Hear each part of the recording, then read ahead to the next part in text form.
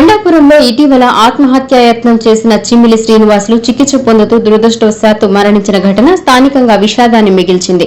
ఆయన మృతదేహాన్ని వారి స్వగృహానికి తరలించగా ఉదయగిరి శాసనసభ్యులు కాకర్ల సురేష్ కొండాపురంలోని నివాసానికి వెళ్లి శ్రీనివాసులు పార్థివ దేహానికి పూలమాలతో ఘన నివాళి అర్పించారు. శ్రీనివాసులు ఆత్మకు శాంతి చేకూరాలని ప్రార్థించారు.